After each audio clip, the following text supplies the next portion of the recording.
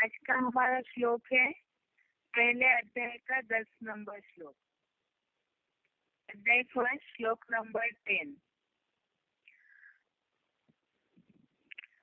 अपर्याप्तम तदस्माकं बलं भीष्माभिरक्षितं पर्याप्तं तु इदम्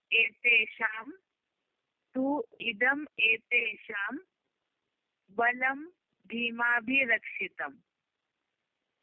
अपर्याप्तं तत् अस्माकं बलं भीष्माभिरक्षितं पर्याप्तं तु एतेषां बलं भीमाभिरक्षितम्। और इसका संधि विच्छेद है अपर्याप्तं तत् अस्माकं बलं भीष्माभिरक्षितं पर्याप्तं तु इदम् एतेषां बलं भीमाभिरक्षितम्। एक बार इसका उच्चारण सुनते हैं।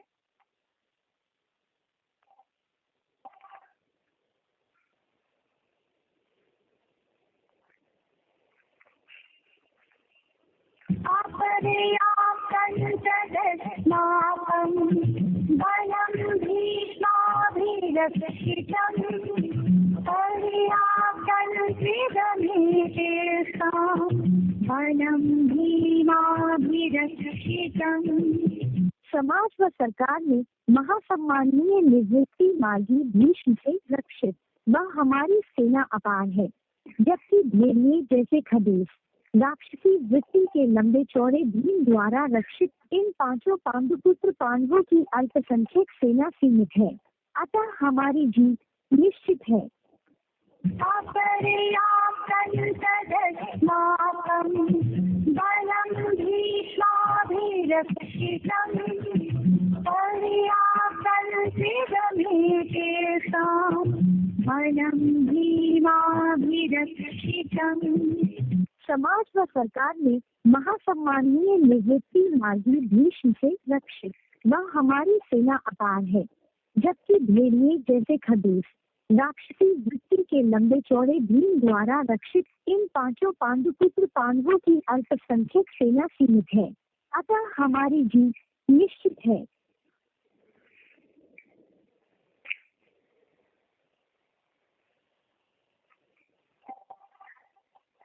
इसका अर्थ एक बार पढ़ते हैं। भीष्माभिरक्षितं तत् अस्माकं बलम।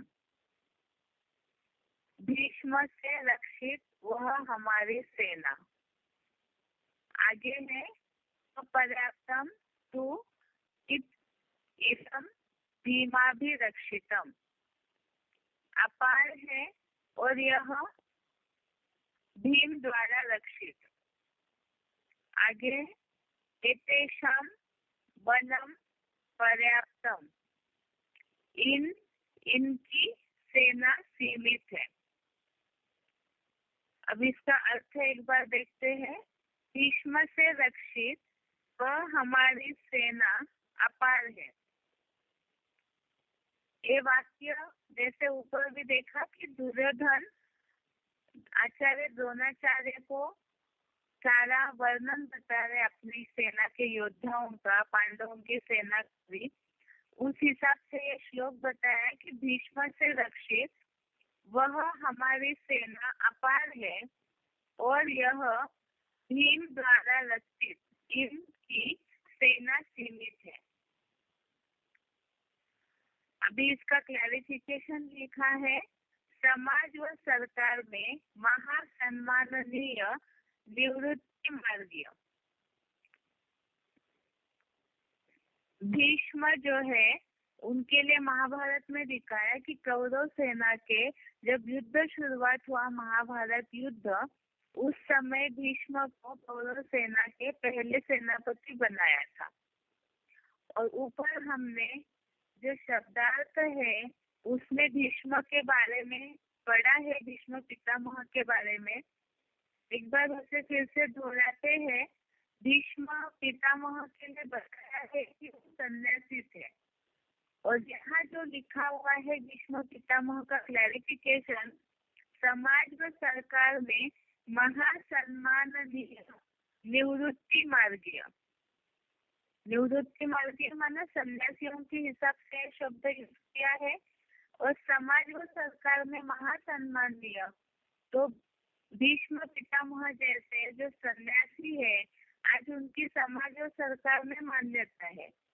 क्यों मान्यता है? क्योंकि सन्यासियों के पीछे बहुत सारी जनता रहती है। अगर इन सन्यासियों को प्रभावित करके रखे, या तो सन्यासियों को जो अधिकारी है वो अपनी तरफ करके रखेंगे, तो उनके पीछे जो भी प्रजा प्रभावित है अपने आप ही उन अधिकारियों की तरफ ही झुकेगी। इसीलिए सन्यासियों हमें मान दिया जाता है अधिकारी है। उसे एक बार पढ़ते हैं। भीष्म अर्थात भयंकर, जो सच्ची भांति भयंकर विषय में शास्त्रीय ज्ञान उगलते हो। तो पितामह अर्थात कलयुग अंत के उन भयंकर बाबाओं या साधुओं को भीष्म पितामह कहेंगे, जो परमात्मा सर्वव्यापी का उल्टा ज्ञान सुनाकर खास भारत और आम सारे विश्व के लोगों की बुद्धि को भटका देते हैं। आगे लिखा है, हर बेहद के कांग्रेसी कौरव नेताओं और पूंजीवादी धृतराष्ट्र द्वारा पर बाबा की तरह उनका बहुत सम्मान किया जाता है। प्रजा से वोट और फिर नोट भी लेना है ना।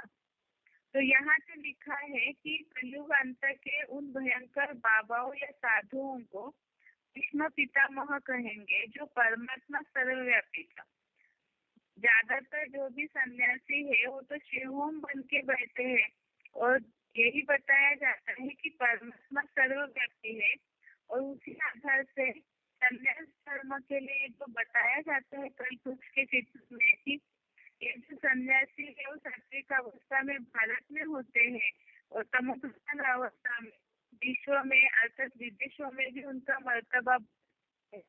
और जब इस तरह को प्रभावित करते अपने आप की जो प्रजा उनके पीछे जाएगी और प्रभावित करेंगे, सन्यासियों को अपनी तरफ मोड़ेंगे। जो लिखा है प्रजा से वोट और फिर नोट लेना है ना, तो प्रजा सन्यासियों को अगर अधिकारी वर्ग अपनी तरफ करते हैं तो प्रजा मुड़ेगी। इसी हिसाब से उनकी जो सेना है वो तो बढ़ेगी। अर्थात भीष्म से वह हमारी सेना अपार है, तो कौरव सेना बढ़ जाती है, और यह बेड़ी जैसे खदूस वाला लंबे चौड़े भीम द्वारा रक्षित। तो भीम के लिए महाभारत में दिखाया है कि वो बहुत बड़े बड़े राक्षसों को, जैसे अकासुर बकासुर को मारा, इस तरह जो दिखाया जाता है कीचक का वध किया।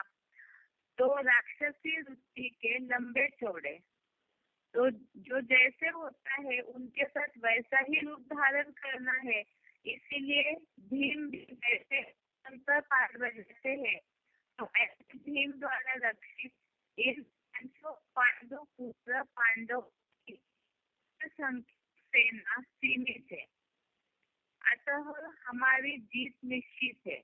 तो दुर्योधन की बुद्धि में ये है कि उनकी सेना अपार है, कौरवों की सेना ज्यादा दिखाई है पांडवों की तुलना में, कई गुनी ज्यादा थी, और उस तुलना में पांडवों की सेना संख्यक है अर्थात कम है, सीमित है। इसीलिए कौरव सेना में दुर्योधन के बुद्धि में ये है कि उनकी जीत अर्थात कौरवों की जीत निश्चित है। तो यहाँ भी बाबा ने तो मुरलियों में ये बोला है कि क्वालिटी देखनी चाहिए या क्वांटिटी देखनी चाहिए। वास्तव में तो ढेर सारी संख्या है, लेकिन उनमें क्वालिटी वाले नहीं है, तो उसका फायदा क्या है? जिसके लिए बाबा ने एक VCD में बताया है VCD नंबर 2232, VCD नंबर 2232, जिसमें बाबा ने बोला है कि पंडे को फॉलो करने वाले को पांडव कहते हैं। एक मात्रा बढ़ जाती है। पांडव उंगलियों पर गिनने योग्य है। महाभारत युद्ध में उनकी संख्या 5 से 7 अक्षरों हो जाती है। ऐसे ही तुम बच्चों की संख्या भी बढ़कर बहुत होगी, तो संख्या को देखना अच्छा है या क्वालिटी को देखना अच्छा है? पांडवों की संख्या कम है, लेकिन फिर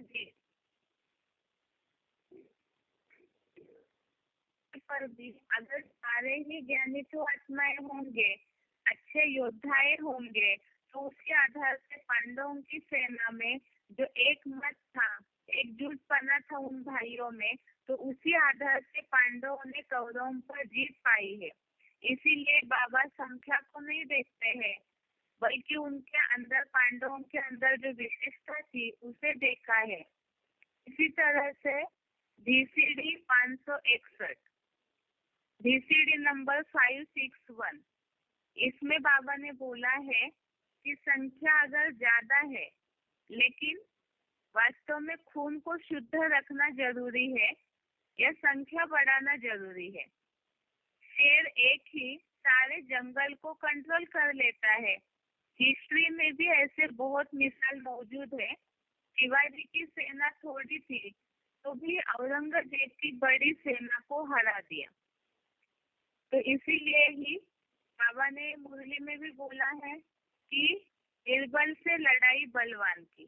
तो यहाँ भी पांडवों की सेना कम है, लेकिन फिर भी जीत तो पांडवों की हो जाती है। इस हिसाब से इस श्लोक का अर्थ यहाँ जो बताया है कि समाज व सरकार में महासम्माननीय निवृत्ति मार्गीय भीष्म से रक्षित वह हमारी सेना अपार है, और यह भेड़िए जैसे खदूस राक्षसी वृत्ति के लंबे चौड़े भीम द्वारा रक्षित इन 5 पांडुपुत्रों पांडवों की अल्पसंख्यक सेना सीमित है।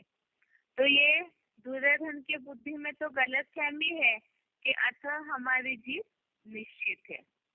आज का एक श्लोक हो गया, पहले अध्याय का 10 नंबर श्लोक।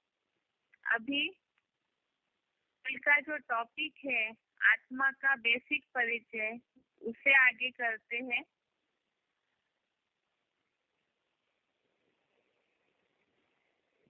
कल और परसों हमने ये देखा था कि आत्मा और शरीर में दोनों में क्या गुण है, क्या अंतर है। जैसे आत्मा अजर अमर अविनाशी है, नित्य शाश्वत है, और शरीर विनाशी है। उन दोनों का फर्क जानने के लिए हमने दूसरे अध्याय का श्लोक नंबर 13, श्लोक नंबर 20 और श्लोक नंबर 18 समझा था। सेकेंड अध्याय का श्लोक नंबर 13, श्लोक नंबर 20 और श्लोक नंबर 18 समझा था, जिसमें ये समझा है कि आत्मा जो है वो कभी जन्मता नहीं, मरता नहीं, या होकर फिर से नहीं होगा। ऐसे भी नहीं है देह हनन होने पर भी मारा नहीं जाता है, अर्थात शरीर का विनाश हो जाए लेकिन आत्मा के ऊपर उसका असर नहीं होता है। वो तो एक शरीर छोड़ करके तुरंत ही दूसरा शरीर धारण करती है, जो कि श्लोक नंबर 13 में, सेकेंड अध्याय का श्लोक नंबर 13 में हमने इस बात को समझा है। जैसे आत्मा की देह में कुमार, युवा अवस्था और बुढ़ापा है, उत्तरोत्तर शरीरों की शक्ति होती है, तो धैर्यवान उस विषय में मोह नहीं करते हैं। ये समझा कि आत्मा बहुत सूक्ष्म है, ज्योति बिंदु है, प्रकाश का छोटा कण है। इसीलिए ही ये आत्मा निराकार ज्योति बिंदु होने के कारण इसे शस्त्र नहीं काटते, इसको अग्नि हवा भी नहीं सुखा, जल भिगोता नहीं है। और उसके अपोजिट में शरीर 5 तत्वों का बना हुआ है, पृथ्वी, अग्नि, जल, वायु, आकाश। शरीर नाश हो जाता है, अर्थात जब आत्मा शरीर को छोड़ देती है, तो उस मृत शरीर को आत्मा नहीं है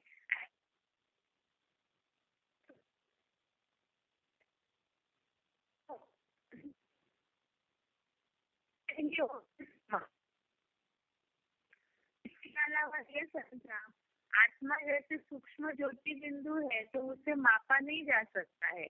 अब शरीर तो आंखों से दिखाई देता है, उसकी लंबाई चौड़ाई नापी जा सकती है, लेकिन आत्मा बहुत सूक्ष्म है, वो मापी नहीं जा सकती। इसीलिए श्लोक नंबर 18 में हमने ये शब्द समझा अप्रमेय, अर्थात तो माप नहीं की जा सकती है। इसके अलावा ये भी समझा है कि नित्य अविनाशी, माप न करने योग्य देहधारी आत्माओं के अर्थात इस देह को धारण करने वाली आत्माओं के ये शरीर नाशवान कहे गए हैं।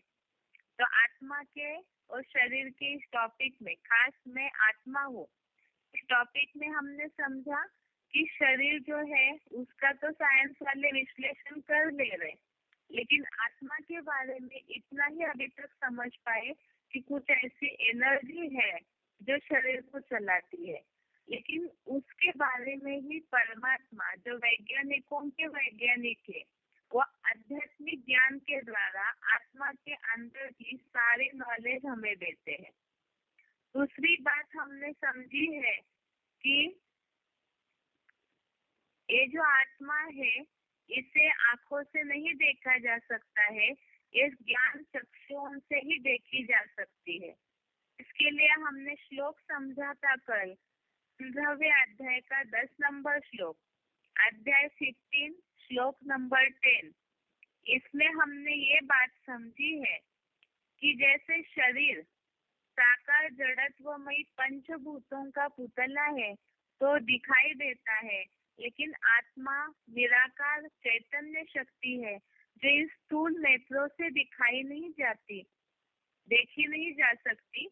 ज्ञान चक्षुओं से ज्ञान का जो तीसरा नेत्र है उसी से उसे समझा जा सकता है, जिसके लिए बताया कि देह छोड़ते या धारण करते अथवा भोगते हुए त्रिगुण युक्त आत्मा को ज्ञान नेत्र वाले देखते हैं, महामूर्ख नहीं देख पाते हैं। उसके बाद आगे हमने समझा था कि आत्मा सूक्ष्म है, इसीलिए ही आंखों से जब देखी नहीं जा सकती है, तो श्लोक नंबर 25, सेकंड अध्याय का श्लोक नंबर 25, दूसरे अध्याय का श्लोक नंबर 25, इसमें हमने आत्मा के रूप के बारे में और एक रूप समझा है कि आत्मा अव्यक्त है, यह अचिंत्य है, यह निर्विकारी बताई जाती है, इसीलिए इसको ऐसा जानकर शोक करने के योग्य नहीं है। अर्थात यहाँ तो भगवान ने गीता में अर्जुन को ये बात समझाई है कि अगर कोई भी मर जाता है तो भी उसके लिए शोक करने की आवश्यकता नहीं है, क्योंकि आत्मा तो अव्यक्त अचिंत्य है, निर्विकारी है। जब तक वो देह के पंचभूतों के संग में नहीं आती है तब तक वो निर्विकारी है, और जब आत्मा इस शरीर को छोड़ देती है तो उसका तो कोई नुकसान नहीं होता है। इसीलिए ही इसको ऐसा जानकर तो शोक करने के योग्य नहीं है। शरीर जो है इसके लिए तो हम सब जानते हैं कि आत्मा एक पुराने शरीर को छोड़ देती है तो दूसरा धारण कर लेती है, इसीलिए भी शोक करने के योग्य नहीं है। इसके बाद आगे हमने समझा है कल कि आत्मा निर्लिप्त है क्या। ज्यादातर साधु सन्यासियों के बुद्धि में तो यही रहता है, आत्मा पे भी कोई निश्चय नहीं चढ़ता है। कुछ लोग अलग अलग मान्यताएं सभी की है, लेकिन गीता में ही भगवान ने अर्जुन को ये बात समझाई है, या अभी शिव बाबा भी हमें इस बात को समझा रहे मुरलियों के द्वारा कि वास्तव में आत्मा निर्लेप नहीं है, उसके ऊपर कर्मों का, प्रकृति का क्षेप चढ़ता है। जब तक वो शरीर के संग में आती है, देहधारियों के संग में आती है, तो त्रिगुण जो भी 3 गुण है सत्वष्टम, उसका कर्मों के आधार से आत्मा के ऊपर लेपछेप चढ़ता है, जिसके लिए हमने समझा है पहले 13वें अध्याय का 19 नंबर श्लोक, अध्याय नंबर 13 श्लोक नंबर 19। इसमें पढ़ा था कल, प्रकृति पुरुषम चैव विद्यनादि उभो अपि विकारांश गुणांश्चैव विद्धि प्रकृति संभवान। अर्थात आत्मा को पुरुष, शरीर को प्रकृति कहा गया है, तो दोनों ही अनादि है। विकार और 3 गुण प्रकृति से उत्पन्न हुआ जान, तो प्रकृति में तो परिवर्तन हो जाता है, आत्मा तो सूक्ष्म ज्योति बिंदु ही रहती है। अब यहाँ विकार और 3 गुण प्रकृति से उत्पन्न हुआ जान, तो प्रकृति अर्थात जो शरीर 5 तत्वों का पुतला है, और जब देह धारण करने वाली आत्माओं के संग में आते हैं, तो उनके संस्कारों के अनुसार या तो समय के काल चक्र के अनुसार जो भी कर्मों में ऊपर नीचे पना हो जाता है, तो उसका ही असर आत्मा के ऊपर हो जाता है। इसी के लिए नीचे भी श्लोक दिया हुआ है, 13वें अध्याय का 20 नंबर श्लोक, अध्याय नंबर 13 श्लोक नंबर 20, जिसमें बताया है कार्य करण कर्तृत्व हेतु प्रकृति उच्यते पुरुषः सुख दुःखानां भोक्तृत्व हेतु उच्यते। अर्थात पुरुष सुख दुख के भोक्ता पने में कारण है, और प्रकृति कार्य और इंद्रियों के साधन रूप रचना में कारण है। अर्थात इंद्रिया साधन है, और उस साधनों के द्वारा शरीर रूपी प्रकृति जो कार्य करते हैं, उसका ही असर ये आत्मा रूपी पुरुष जो है उनको सुख दुख के रूप में भोगना पड़ता है।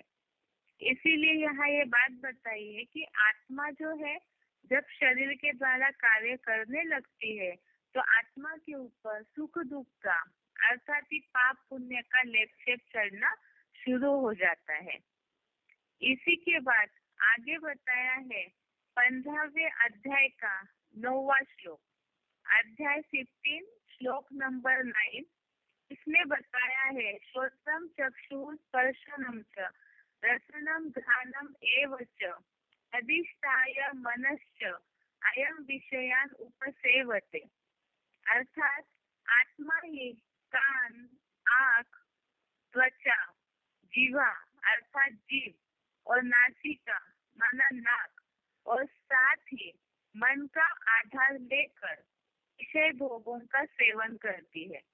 ये तो हमने मुरलियों में भी समझा है। इस बात को अब बेसिक कोर्स करा रहे हैं तो डायरेक्ट किसी को ये नहीं बता सकते कि मुरली में बाबा ने ऐसे बोला है, लेकिन एक व्यवहारिक बात है कि आत्मा अव्यक्त है, ज्योति बिंदु है, निराकार है, और बिना शरीर के आत्मा कोई काम नहीं कर सकती है। जैसे शरीर में अगर आत्मा प्रवेश नहीं है, आत्मा नहीं है, तो शरीर जड़वत है, मिट्टी का पुतला है। इसी तरह से आत्मा भी जब तक शरीर धारण न करे तब तक वो भी जड़वती कही जाएगी। उसमें चैतन्यता तभी आती है जब आत्मा शरीर का आधार ले या जन्म ले। इसी हिसाब से बताया कि आत्मा जो है वो कान, आँख, त्वचा, जीभ, नासिका, नाक, इन सब इंद्रियों के द्वारा जो ऊपर श्लोक आया, इंद्रियों के साधन रूप रचना में कारण है। अर्थात इंद्रियों के द्वारा, उस साधनों के द्वारा आत्मा जो है वो कार्य करती है। साथ में बताया साथ ही मन का आधार लेकर विषय भोगों का सेवन करती है। इसी हिसाब से मन के लिए तो हमने सुना है मुरलियों में कि मन अगर इंद्रियों का साथ न दे तो पाप करने की तो बात ही नहीं है। मन चंचल है, वो भटकते रहता है, इसीलिए ही पाप पुण्य बनते रहते हैं। तो मन का आधार लेकर विषय भोगों का सेवन करती है। तो इसीलिए बताया आत्मा के ऊपर इन इंद्रियों के आधार से जो भी कर्म करती है उसी का लेपछेप चढ़ता है। आगे बताया है अब ये लेप छेप जो चढ़ता है पाप चढ़ने के कारण, जैसे कि सुई पर जब जंक लगा हुआ है तो उस कट को निकालने के लिए मिट्टी तेल से उसे घिसा जाता है। तो ये जो आत्मा है वो सूक्ष्म ज्योति बिंदु है, इस पे जो पाप की कट चढ़ी हुई है, जंक चढ़ी हुई है, तो उसे कैसे धोया जाए। अब दुनिया में लोग गंगा जी में नहाने जाते हैं या कहीं ना कहीं यज्ञ याज्ञ करके सोचते हैं कि हमारे पाप धुल जाएंगे, लेकिन इसके लिए बताया है कि स्थूल पानी से तो केवल शरीर शुद्ध हो सकता है, लेकिन आत्मा के ऊपर जो पाप चढ़ते हैं वो तो पहले ही हमने समझा कि आत्मा इतनी सूक्ष्म है कि उसे जल भिगो नहीं सकता है, तो फिर वो पानी से कैसे धुला जाएगा। तो गंगा जी में अगर नहा भी लेते हैं तो भी किसी के पाप नहीं धुले जाएंगे। अगर ऐसे है दुनिया में ये जो मान्यता है कि गंगा स्नान से पाप धुल जाते हैं कई जन्मों के, तो फिर दुनिया में इतने जो पापी है वो सब दुनिया वाले सारे ही जाकर गंगा जी में रोज ही स्नान करते रहेंगे और रोज ही पाप करते रहेंगे, तब तो ये दुनिया में दुखों का नाम निशान ही नहीं रहता। लेकिन वास्तविकता तो ऐसी है नहीं। वास्तविकता तो ये है कि स्थूल पानी से केवल स्थूल मैल साफ हो सकता है, और आत्मा जो सूक्ष्म है उसका मैल धुलने के लिए तो कोई ऐसी सूक्ष्म चीज चाहिए जिससे आत्मा के ऊपर से पाप की कट उतरी जा सकती है। और इसीलिए ही हमने कल इस श्लोक को समझा है, अध्याय 5वां श्लोक नंबर 17, 5वें अध्याय का 17वां श्लोक। इसमें कल एक शब्द आया था, ज्ञान निर्धूत कल्मषा, अर्थात ज्ञान से पूर्णतः धुले पापों वाले। ज्ञान से ही इस पाप को धुला जा सकता है। ज्ञान को जल कहा है। गीता में शब्द भी आया है, नहीं ज्ञानेन सदृशम पवित्र मिह विद्यते, अर्थात ज्ञान के अलावा और कोई पवित्र चीज इस दुनिया में नहीं है। तो उसी ज्ञान जल से आत्मा को धोया जा सकता है, जिसके लिए हमने समझा है इस श्लोक को, तद बुद्धय तदात्मानम तन्निष्ठा तत्परायणः गच्छन्ति अपुनरावृत्ति ज्ञान निर्धूत कल्मषः। तो ये जो हमने श्लोक समझा है कल, कि इस आधार से कि यहाँ पे ज्ञान जल के द्वारा ही पापों को धुला जा सकता है, इसलिए ये बात साबित होती है कि आत्मा निर्लेप नहीं है, लेपछेप लगता है आत्मा को, क्योंकि आत्मा जो है शरीर में जब आती है तो आसक्त हो जाती है और उसी आधार से वो भोगती भी है इंद्रियों के द्वारा भोगों को। इसीलिए ही जब वो भोगना शुरू करती है, आसक्ति में आती है, तभी उसके ऊपर जो लेपछेप चढ़ता है, तो उसी के कारण पाप आत्मा या पुण्य आत्मा कहा जाता है। पाप शरीर व पुण्य शरीर नहीं कहा जाता है। क्यों? क्योंकि शरीर तो साधन मात्र है, लेकिन उसके द्वारा कराने वाली जो है वो आत्मा है। आत्मा के ऊपर जैसे संस्कार होंगे वो उसी आधार से तो कर्म करवाएगी शरीर से। इसीलिए ही पाप पुण्य का जो लेपछेप है वो आत्मा पे चढ़ता है। जब आत्मा पे लेपछेप चढ़ रहा है तो गंगा जी में जाकर स्थूल पानी से स्नान करने से पाप कैसे धुल जाएंगे। इसीलिए ही जल है जो सारे पापों को धो सकती है। और यही सारे श्लोकों से एक बात सिद्ध होती है कि आत्मा निर्लेप नहीं है, उस पे लेपछेप चढ़ता है, और वो लेपछेप चढ़ता है उसे उतारने के लिए ही। आत्मा खुद में इतनी सक्षम नहीं है कि खुद ही अपना लेपछेप उतारे, तो परमात्मा के द्वारा जो ज्ञान दिया जाता है, कोई मनुष्य मात्र का ज्ञान किसी के पापों को नहीं धुल सकता है, क्योंकि मनुष्य खुद ही सब विकारों में फंसे हुए हैं, इस शरीर के बंधन में फंसे हुए हैं। इसीलिए परमात्मा आकर के जो पवित्र ज्ञान समझ देते हैं, उसी आधार से आत्मा अपने इस लेपछेप को उतार सकती है।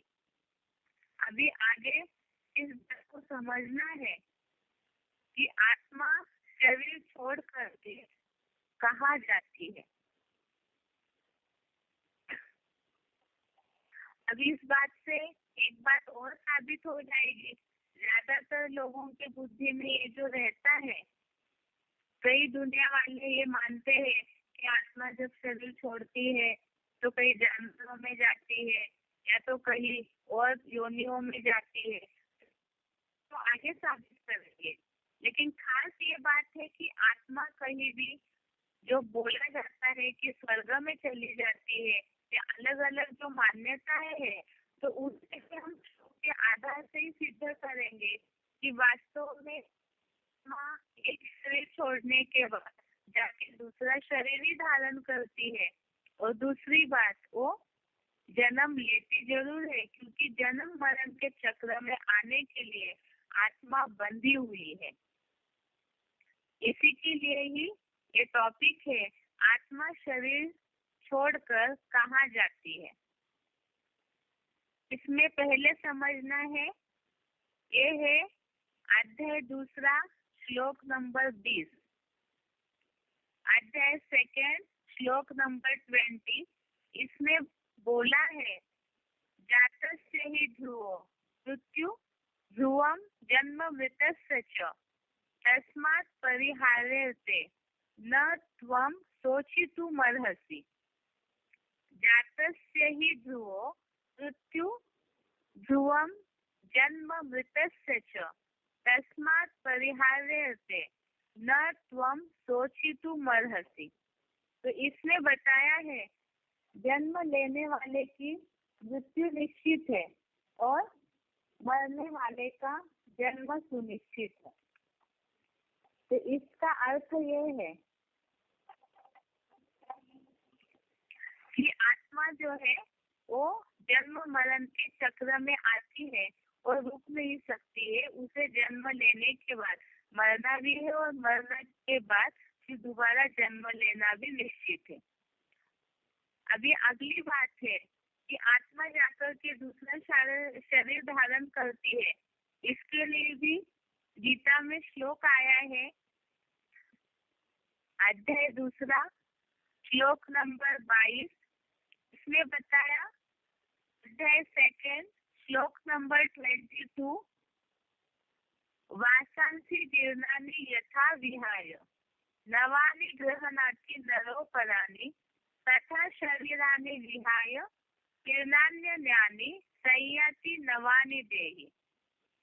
श्लोक दोबारा पढ़ रहे हैं, वासांसि जीर्णानि यथा विहाय नवानि गृह्णाति नरोपराणि तथा शरीरानि विहाय जीर्णान्यन्यानि संयाति नवानि देहि। अर्थात जैसे मनुष्य पुराने वस्त्रों को त्याग कर दूसरे नए ग्रहण करता है, उसी प्रकार पुराने शरीरों को छोड़कर आत्मा दूसरे नए को ग्रहण करता है। तो इसी से यह सिद्ध होता है कि आत्मा एक शरीर छोड़ करके दूसरा धारण करती है। जैसे बताया है कि यहाँ पर जब वृक्ष है, जब जड़जड़ीभूत हो जाता है तो नया तो आ ही जाता है, उसका बीज लेकर के दूसरी जगह लगाते हैं। इसी तरह से जब शरीर कमजोर हो जाता है तब भी आत्मा को एक शरीर छोड़ करके दूसरा धारण करना पड़ता है। तो इसीलिए दूसरा जन्म लेने के लिए आत्मा बंधी हुई है तथा शरीर छोड़ करके आत्मा दूसरा जन्म लेती है। उसके बाद अगला श्लोक है 15वें अध्याय का 8वां श्लोक, अध्याय 15 श्लोक नंबर 8। इसमें बताया, शरीरम यत् अवाप्नोति यच्च अपि उक्रामति ईश्वरः गृहीत्वा एतानि संयाति वायु गंधान इव आशयात्। अर्थात जैसे वायु फूलों से सुगंधियों को ले जाता है, वैसे जब आत्मा ऊपर निकलता है और जब दूसरी देह को धारण करता है तब इन सूक्ष्म इंद्रियों को लेकर जाता है। जैसे वायु फूलों से सुगंधियों को ले जाता है। अर्थात हवा जो है वो फूलों से टकरा करके उनमें जो सुगंध है वो बहा कर ले जाती है। वैसे ही जब आत्मा ऊपर निकलता है, अर्थात आत्मा इस शरीर को छोड़ करके जब आसमान में निकलती है तो उस समय दूसरा शरीर धारण करने के लिए ही तो एक शरीर छोड़ के निकल जाती है। तो हवा की तरह ही आत्मा भी दूसरा देह धारण करने के लिए जब निकलती है तब इन सूक्ष्म इंद्रियों को लेकर जाती है। और आत्मा की सूक्ष्म इंद्रियां बताया है मन, बुद्धि और संस्कार। तो ये सारी तीनों इंद्रियों को ही आत्मा अपने साथ लेकर जाती है, जिसके लिए बताया है कि पूर्व जन्म के जो संस्कार आत्मा में रहते हैं, मन बुद्धि की पावर, विचारों की पावर जो रहती है, वही अगले जन्म में भी आत्मा अपने साथ लेकर के ही दूसरा शरीर धारण करती है। उसके बाद अगला श्लोक है अध्याय नंबर दूसरा, श्लोक नंबर 13, अध्याय सेकंड, श्लोक नंबर 13। इसमें एक पहले भी हमने पढ़ा था, देहिनोस्मिन् यथा देहे कौमारम यौवनम जरा तथा देहांतर प्राप्ति धीरस्तत्र न मुह्यति। तो इसमें हमने पढ़ा है जैसे कि आत्मा की इस देह में कुमार, युवा अवस्था और बूढ़ापा है, वैसे ही दूसरे दूसरे शरीरों की प्राप्ति होती है। धैर्यवान उस विषय में मोह नहीं करते हैं। तो आत्मा जो है उस शरीर में आने के बाद, जैसे मुरलियों में भी बाबा ने बोला है कि इस सृष्टि का नियम है सतो प्रधान, सतो सामान्य, रजो और तमो। इन चार अवस्था से सृष्टि पर जो भी आती है चीज उसको प्रसारित होना ही है। तो आत्मा भी जब शरीर धारण करती है तो इन्हीं अवस्थाओं से कुमार, युवा और बुढ़ापा, इन्हीं अवस्थाओं से प्रसारित होते होते जब शरीर छोड़ने का समय आता है तो दूसरे शरीर को प्राप्त कर लेती है। इसीलिए बताया कि शरीर छोड़ना ये तो आत्मा के लिए नून है कि पुराना होने पर शरीर छोड़ना ही है। तो इसीलिए धैर्यवान उस विषय में मोह नहीं करते हैं। तो ये सारे श्लोकों से ये बात सिद्ध हो जाती है कि आत्मा जन्म मरण के चक्र में आती है।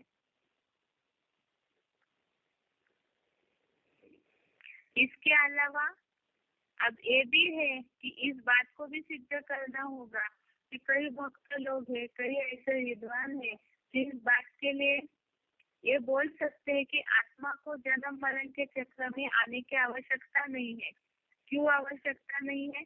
क्योंकि एक बार आत्मा इसी शरीर में, जैसे बहुत से लोग मानते हैं कि इस जन्म में मनुष्य योनि में पाप कर दिया तो अगले जन्म में जानवरों के रूप में, सजा के रूप में वो जानवर योनि को प्राप्त करते हैं। लेकिन ऊपर के श्लोक से जैसे हमने इस बात को समझा कि मनुष्य है तो मनुष्य जीवन में ही जन्म लेगा, अर्थात दूसरे शरीर को धारण करेगा।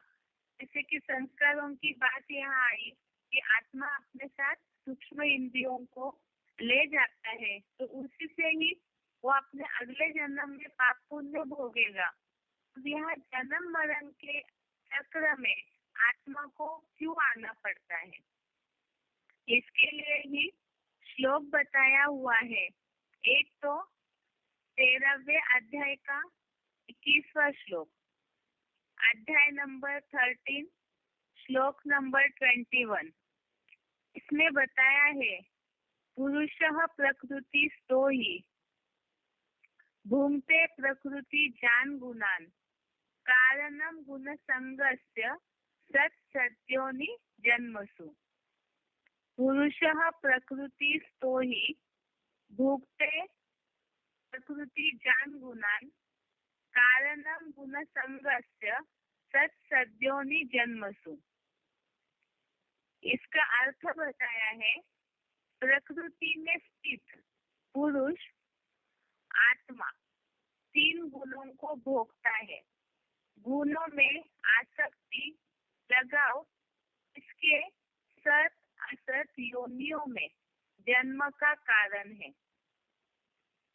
इसमें जो बताया है, प्रकृति में स्थित पुरुष अर्थात आत्मा जो है, प्रकृति अर्थात शरीर रूपी 5 तत्वों का आधार लेती है, उसमें स्थित हो जाती है, अर्थात प्रकृति के बीच में जो आत्मा निवास करती है।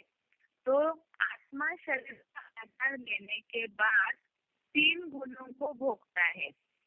इसे तो हमने ऊपर भी समझा है, सात रस तम, इन 3 गुणों का असर प्रकृति में बनते ही आत्मा के ऊपर होता है और उसी से वो पाप पुण्य को भोगने लगती है, उसी से वो कर्म भी करने लगती है। और इसमें अभी दोनों बातें अरस परस है कि आत्मा में जो सूक्ष्म इंद्रिया है, मन, बुद्धि और संस्कार, उसमें जो भी पार्ट भरा हुआ है, उसी आधार से वो जैसे शरीर को धारण करती है, तो उससे उसी आधार तीनों गुणों का भी करने लगेगा। इस 3 गुणों के द्वारा भोगता है, तो गुणों में आसक्ति लगाओ माना अटैचमेंट, ये जो 3 गुणों में बन जाता है, उसके अटैचमेंट में आ जाता है। तो इसी के कारण इन योनियों में जन्म लेने के लिए आत्मा बंधी हुई है, जिसके लिए हम लौकिक दुनिया का भी कुछ ऐसे उदाहरण देख सकते हैं। कई बार दुनिया में ये मान्यता है कि किसी के घर में अगर कोई बुजुर्ग लोग शरीर छोड़े, तो ऐसे भी लोग कई मानते हैं पुराने जमाने के कि बुजुर्ग लोगों की या तो अपने धन संपत्ति में मोह रह जाता है, कोई पोतों में धोतों में मोह रह जाता है, या किसी भी परिवार जनों में कहीं भी बुद्धि लगी हुई है, तो वो दोबारा उसी घर में जन्म लेकर आते हैं। उनके जो हाव भाव है, चलन है, ये सबसे ही लोग कहते हैं कि वही व्यक्ति जो बुजुर्ग शरीर छोड़ा है, वो दोबारा जन्म लेकर के आया है। व्यवहारिक उदाहरण हो गया, जिसे ज्यादातर लोग मानते हैं कि इस तरह से होता है। तो इस श्लोक से यही बात साबित होती है कि गुणों में आसक्ति लगाओ, अर्थात व्यक्ति में हो, कोई चीज में हो, सत्व 3 गुण जो बताए हुए हैं, ये भी तो इन्हीं चीजों में, भौतिक चीजों में तो बांधते हैं आत्मा को। और इन भौतिक चीजों में जब आत्मा बन जाती है, तो उसी आधार से वो इन योनियों में जन्म लेने के लिए, अर्थात मनुष्य योनि में जो उसको जन्म लेना पड़ता है, तो उसी का कारण है कि वो जन्म मरण के चक्र में आती है। उसके बाद बताया कि प्रकृति से उत्पन्न 3 गुण ही आत्मा को शरीर में बांधते हैं। इसी के लिए ही 14वें अध्याय का 5वां श्लोक है, अध्याय नंबर 14, श्लोक नंबर 5। इसमें बताया है, सत्वम रजः तमः इति गुणाः प्रकृति संभवः निबध्नन्ति महाभावो देहे देहिनम अव्ययम। यहाँ जो शब्द आया हुआ है, सत्व रज तम इति गुना, अर्थात ये जो सत्व रज और तम, ये 3 गुण है। इन 3 गुणों के कारण ही आत्मा शरीर को बांधती है। एक बार इस श्लोक का अर्थ क्लियर पढ़ते हैं। सत्व गुण, रजो और तमो गुण काल क्रमानुसार एक त्रिगुणात्मक रहने वाले ये प्रकृति रूप भी इसी मूर्तिमंत महादेव के शरीर से उत्पन्न हुए 3 गुण अविनाशी आत्मा को तात्विक देह रूप अविनाशी पिंड में भली भांति बांधते हैं। अर्थात यहाँ जो अर्थ है, सत्व रजो और तमो गुण काल क्रमानुसार, अर्थात जो काल का चक्र घूमता है, इसी अनुसार प्रकृति से उत्पन्न हुए ये 3 गुण अविनाशी आत्मा को तात्विक देह रूप, ये जो तात्विक देह अर्थात 5 तत्वों का जो देह बना हुआ है, इसमें भली भांति बांधते हैं। तो इसका मतलब यही है कि शरीर में बांधने के लिए आत्मा को मजबूर होना पड़ता है। तो इन 3 गुणों का असर ही आत्मा के ऊपर होता है। इसीलिए बताया हुआ है कि आत्मा बंधी हुई है जन्म मरण के चक्र में आने के लिए। आज के लिए यहाँ तक कि आज हमने अभी तक इस बात को समझा है, एक तो आत्मा निर्लेप नहीं है, उसके ऊपर लेप छेप चढ़ता है। किस चीज का लेप छेप चढ़ता है? प्रकृति में शरीर में आने के लिए आत्मा बंधी हुई है, और जब प्रकृति का ये जो साधन है इंद्रियों का, शरीर का आधार लेकर के आत्मा सुख दुख को भोगती है। और ये हमने देखा कि आत्मा जो है वो बिना शरीर के कार्य नहीं कर सकती है। आत्मा बिना शरीर के जड़वत है और शरीर आत्मा के बिना जड़वत है। और जब वो जड़ चैतन्यता आने के लिए शरीर में प्रकृति में आती है, तो उसके कारण शरीर प्रकृति ये 3 गुण जो बना हुआ है उसके कारण उसके ऊपर भी इसका असर हो जाता है। ये आत्मा शरीर की इंद्रियों के अनुसार नासिका इनके द्वारा उनका आधार लेकर बंद करती है। तो आत्मा के ऊपर एक छेद करता है और साथ साथ आत्मा गुणों में बढ़ने के कारण उसमें आसक्ति में आ जाती है, अटैचमेंट में आ जाती है। उसके कारण ही आत्मा के ऊपर पाप पुण्य का लेपछेप चढ़ता है। अब जब ये लेपछेप चढ़ता है तो उसके लिए पाप पुण्य, पाप को धुलना जरूरी है। अब वो पाप धुलेंगे कैसे? तो इसके लिए हमने समझा था 5वें अध्याय का 17वां श्लोक, जिसमें शब्द आया है ज्ञान निर्धूत, अर्थात ज्ञान से ही पूर्णतः पाप धुल सकते हैं। कैसे? तो जिस दुनिया वालों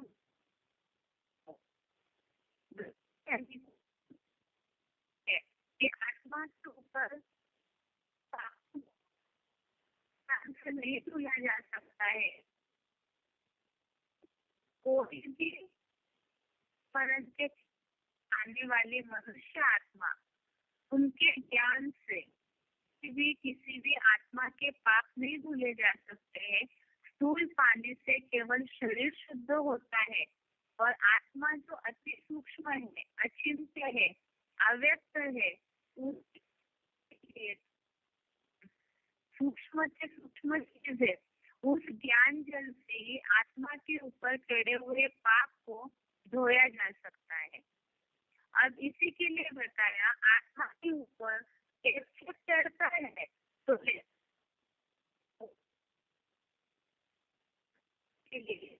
आत्मा को एक शरीर छोड़ देना होता है, या तो आत्मा जन्म मरण के चक्र में उसके लिए आगे बताया है कि जन्म मरण के चक्र में आत्मा आती है तो वो एक शरीर छोड़ने के बाद कहाँ जाती है? दूसरा शरीर धारण करती है। उसके बाद ये समझा हमने कि आत्मा जन्म मरण के चक्र गुणों में बढ़ने के कारण आत्मा जन्म मरण के चक्र में आती है। आज के लिए यहाँ तक ही। ओम शांति।